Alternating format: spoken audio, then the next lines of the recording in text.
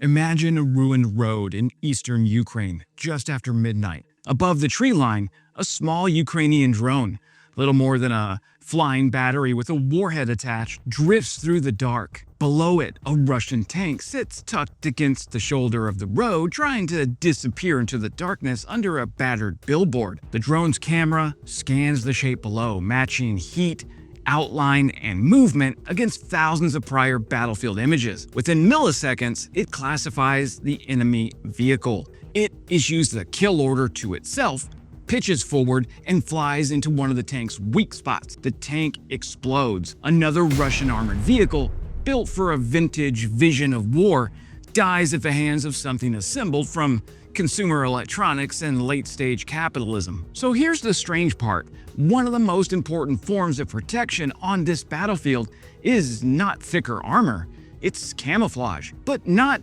paint it green and hope that Ivan squints camouflage.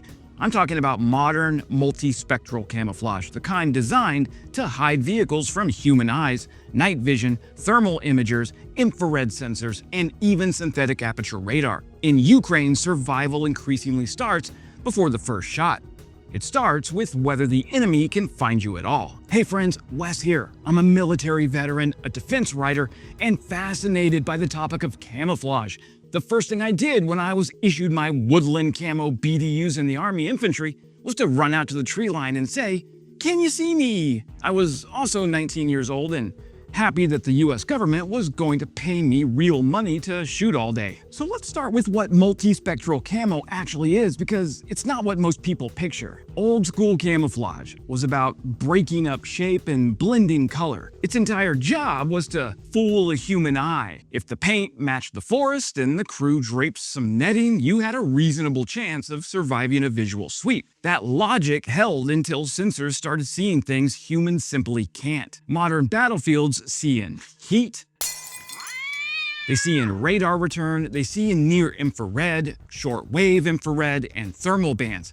A vehicle can be painted perfectly and still glow like a toaster on thermal cameras. An artillery piece can be hidden under branches and still betray itself through heat contrast. A command post can be visually buried and still give itself away with antenna emissions, generator noise, tire tracks, or predictable movement patterns. This is where Sweden's Saab Barracuda MCS enters the chat. Saab describes it as a family of camouflage and signature management products for soldiers, vehicles, and fixed installations. The key word is multispectral.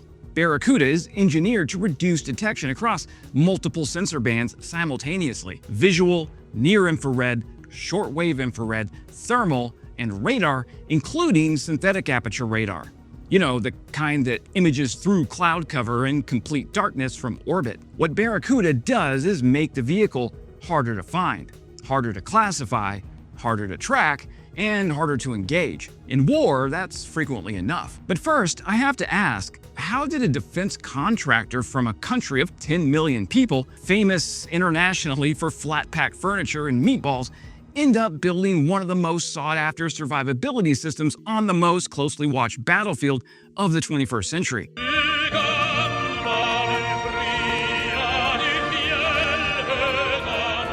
Sweden's answer to that question starts with geography and seriousness. For most of the Cold War, Sweden occupied a genuinely precarious position, officially neutral, practically aware that any Soviet push into Scandinavia would make Swedish terrain a contested battle space almost immediately. The Swedish military didn't have the luxury of assuming someone else would handle the hard problems. It had to think seriously about how to fight outnumbered, in dense forests, in winter, under persistent aerial and electronic surveillance, against an adversary with deep fires, strong armor, and very little patience for NATO's paperwork. The pressure produced institutions, doctrine, and Swedish industrial capacity that the rest of the alliance is now scrambling to understand. The defense arm of Saab has been developing camouflage and signature management technology since the 1980s, specifically because Swedish military planners understood early the Cold War battlefield would punish anything visible. Barracuda was designed because Swedish soldiers needed it to survive a scenario their government considered genuinely plausible. That heritage is a big deal. When Ukraine needed a camouflage solution capable of addressing thermal drones, FPV operators, satellite imaging, and synthetic aperture radar simultaneously, the Swedish solution was already mature.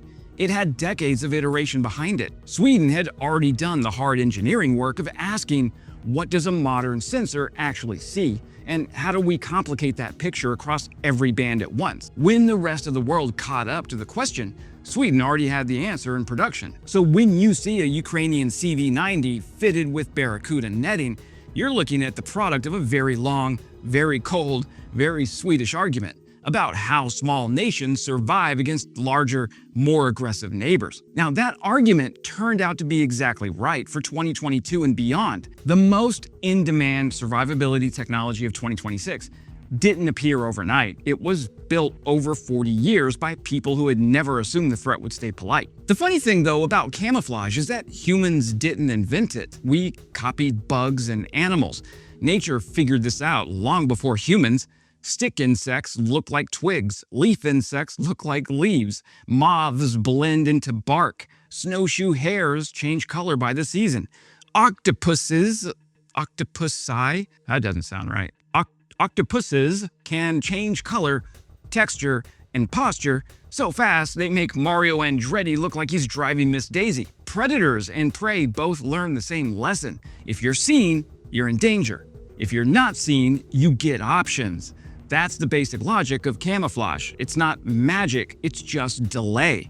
Delay detection, delay recognition, delay targeting, delay death. Every second you buy is a second the enemy has to spend searching, confirming, communicating, aiming, correcting, or wondering whether that shape in the tree line is a tank or just another shrub with anxiety. Now that delay is kind of big. Military camouflage became a formal science during World War I, when aircraft gave armies a vertical threat for the first time. France brought in artists and painters and theater designers to develop concealment for gun positions, supply dumps, and observation posts. The battlefield had become visual in a new way, and someone had to solve it. In World War II, the problem expanded dramatically. Factories were disguised, entire dummy formations materialized across multiple theaters. Before D-Day, the Allies ran a deception operation featuring inflatable tanks, phantom army groups, and fabricated radio traffic, all designed to make the enemy wrong about where the forces were concentrated. Being wrong about your target is almost as good as being blind. If Russia wants to spend $1 million missile destroying a plywood decoy, Ukraine is unlikely to interrupt. Then the Cold War changed the rules entirely. Night vision, thermal imaging, and radar meant armies were no longer just hiding from human eyes. They were now hiding from machines that didn't care about paint schemes. That forced camouflage to evolve from color matching into full signature management. Not just what something looks like, but what it emits, what it reflects, what it absorbs, and what it disturbs. Now, I spent some of my time in the military in airborne surveillance, where part of the job is understanding how ground targets appear to airborne sensors. This is what we call GMTI, or ground moving target indicators. You develop a feel for how hard it is to hide a moving vehicle with a heat signature in open terrain, and an equally sharp appreciation for how disciplined crews can dramatically complicate that picture. The battlefield has always rewarded the unit that understood its own signature before the enemy did. Ukraine has compressed that problem into a real-time experiment with live consequences. The battlefield is now layered with small commercial drones, FPV attack platforms, thermal reconnaissance systems, and persistent loitering munitions. Commercial satellites pass overhead regularly, synthetic aperture radar can image through cloud cover and darkness, electronic warfare units hunt emissions, artillery spotters work from corrected drone feeds in near real time. The front line is no longer a line, it's a surveillance zone extending kilometers in every direction. And there are very few places left to hide from all of it simultaneously. Swedish officer and researcher Daniel Smith, who interviewed Ukrainian warfighters for Saab's December 2025 analysis, argues that signature management is one of the most effective ways to break the kill chain. Because if the sensor chain fails at step 1, the rest of the sequence never fires. Find, fix, track, target, engage, assess. Break the first link and everything downstream collapses like a Russian logistics plan in March of 2022. Barracuda is the flagship example because it gives us a clean Swedish vehicle story. But Ukraine's camouflage war is much bigger than one system. Ukraine has spent the last decade moving away from its Soviet inheritance, and uniforms are part of that story. After 2014, Ukraine adopted the MM14 pixel pattern as a visual break from Soviet and Russian camouflage traditions. It mattered practically, and it mattered symbolically. The Ukrainian soldier was no longer dressed like a post-Soviet leftover. He looked like a soldier from a country moving west. Now, Ukraine is adding MM25, a new camouflage pattern approved in 2025. It looks very close to Western multi-environment patterns like multicam or OCP. And Ukraine's defense ministry has described it as an additional option rather than an immediate replacement for MM14. The ministry approved trial batches because frontline troops were already asking for uniforms better suited to actual combat conditions. Some units have been buying similar patterns privately because the battlefield had already voted, and the battlefield is a brutally honest focus group. If something works, soldiers use it. If something doesn't work, soldiers quietly abandon it, complain about it, or turn it into a seat cover. MM25 is important because it shows Ukraine thinking about camouflage as a practical survival problem, not just a uniform regulation. The old question was, does this pattern match the terrain? But the new question is harder. Does this pattern help against drones? Does it break up a soldier's outline in tree lines, ruins, fields, and trenches? Does the fabric behave properly under night vision? Does it reduce contrast under cheap commercial sensors?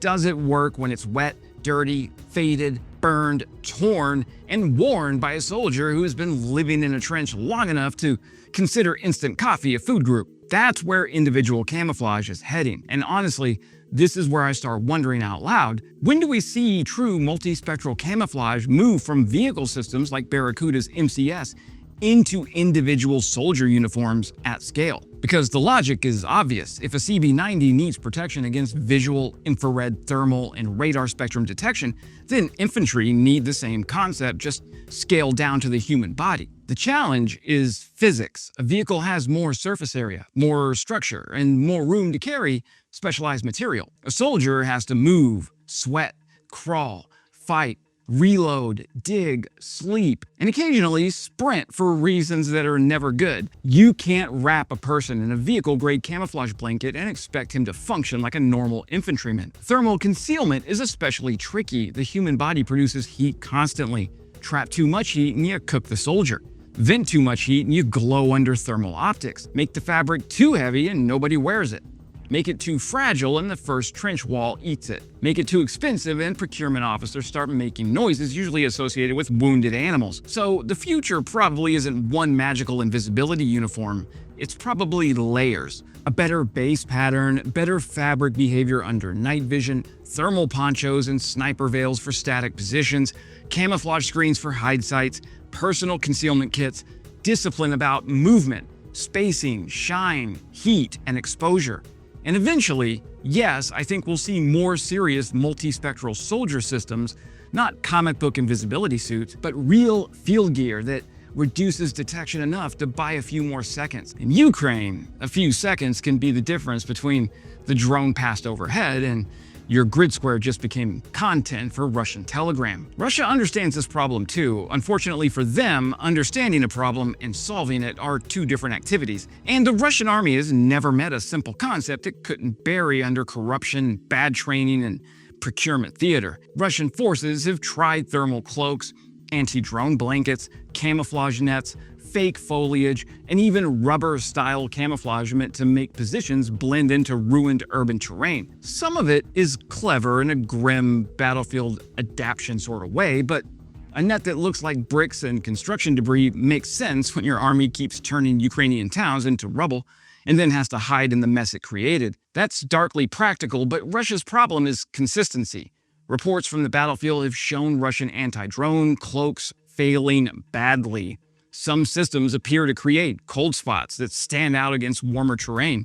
Some soldiers leave their heads, arms, or legs exposed. Some don't understand how the equipment is supposed to work. That's a tactical Halloween costume with a casualty report attached. And this gets us back to the real lesson. Camouflage isn't only material, it's discipline. Ukraine appears to understand that more clearly. The country is adapting at every level. Vehicles under netting, decoys in the field, drones hunting drones, units requesting better uniforms, and a military culture that has learned the hard way that visibility kills. Russia is adapting too, but too often it's adapting like Russia, copying the visible part of the idea and forgetting the doctrine behind it. That's the difference between wearing camouflage and practicing camouflage. One is clothing, the other is survival. So the lesson has a human dimension. A multispectral system is only as effective as the discipline around it. You can drape a vehicle in Barracuda and still expose yourself by parking in the same spot every night, running a generator next to the hide site, leaving tracks in soft ground, or using a phone under a thermal drone. One careless crew member can compromise an entire position. Signature discipline has to become routine, trained, inspected, and treated as boringly essential as vehicle maintenance. Because on this battlefield and every battlefield moving forward, boring habits are going to keep people alive. The future of ground warfare doesn't belong exclusively to the vehicle with the thickest armor or the biggest gun. It belongs to the platform that the enemy can't locate, can't classify, can't confirm, and can't engage before the window closes. Saab Barracuda and systems like it don't make a tank immortal. They make the enemy work harder across every sensor band at every step of the kill chain. And on a battlefield as transparent and lethal as Ukraine's, the vehicle that survives longest may not be the hardest one to kill. It may simply be the one that was never clearly seen. The suspicious bush turns out to be the most dangerous thing on the battlefield. That's it for today, my friends. If you like this kind of tactical breakdown, you can support the channel for $3 a month through YouTube memberships, or join my Substack over at wesodonnell.com, where I write deeper analysis on Ukraine, military technology, and the future of war.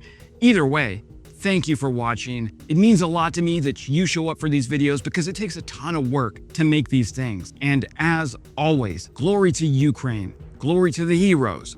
Crimea is Ukraine.